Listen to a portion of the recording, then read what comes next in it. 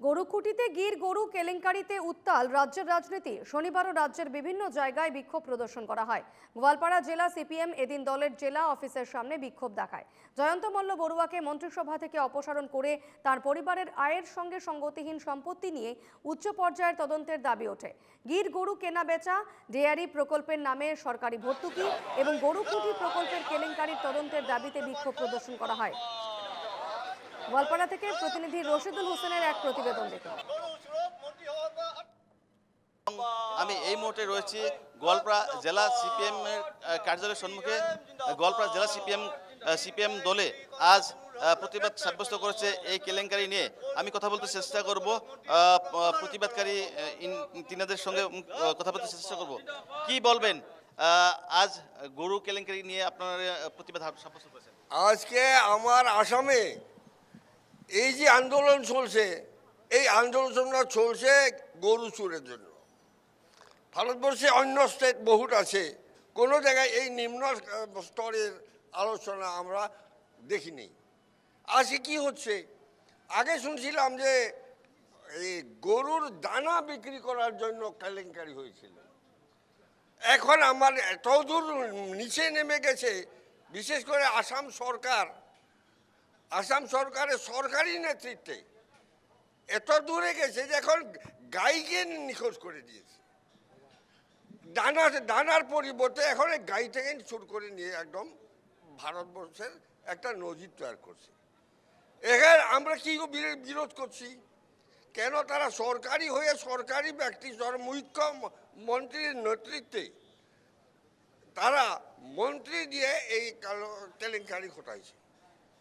ওর জন্য আমার খুব আনফর্চুনেট আমাদের এই অবস্থা, বিশেষ করে আসামে, যে আমরা লড়াই করতে লাগে বেকারের বিরুদ্ধে, বেকারি উঠানোর সমস্যা সমাধান, আমাদের আন্দোলন করতে লাগে মূল্য বৃদ্ধির জন্য, আমাদের আন্দোলন করতে লাগে শিক্ষা দীক্ষার জন্য, কিন্তু আমরা এখন কি করছি যে গরু চুরের জন্য। আর গরু চুরে জড়িত হয়েছে আমার আসামের সরকার। সরকারি টাকার লেনদেন হয়েছে, সরকারি টাকার হিসাব নেওয়ার অধিকার আছে আমার এই আসামবাসীর। সরকারি টাকায় কী ধরনের করলো তার আমরা হিসাব দেন। এই দাবি যারা করেছে, যারা নেতৃত্ব নিয়েছে, তাদের উপর আবার আক্রমণ চলছে।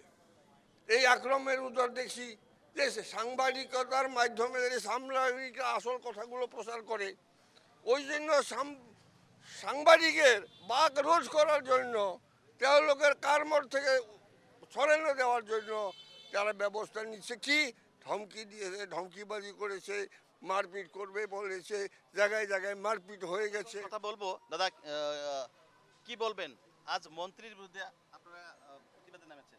না, এটা একটা দুর্ভাগ্যজনক ঘটনা।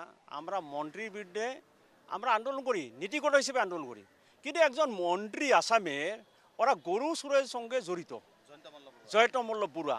আর যখন আপনারা সাংবাদিকবিলাক তাকে প্রশ্ন করছেন, তিনি সাংবাদিকজনে তাচ্ছল্যসুলভ বক্তব্য রাখছেন।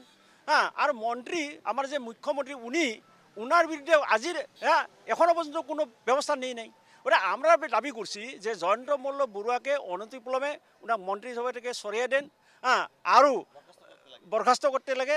আবার যে যেটা আপনার কেলেঙ্কারি, যেটা সাবসিডি ওইটা উৎসবে যে তদন্ত করার দাবি জানাইছি, নাহলে আমরা ধারাবাহিক আমরা আন্দোলন চালিয়ে যাব।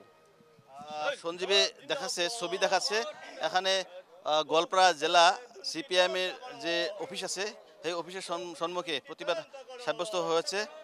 আমি আগেই বলছি যে গরু কেলেঙ্কারি নিয়ে কিন্তু আসামের রাজনীতি উত্তাল হয়ে আছে। এখনও দেখা যাচ্ছে বিভিন্ন জায়গায় প্রতিবাদ সাব্যস্ত হয়েছে।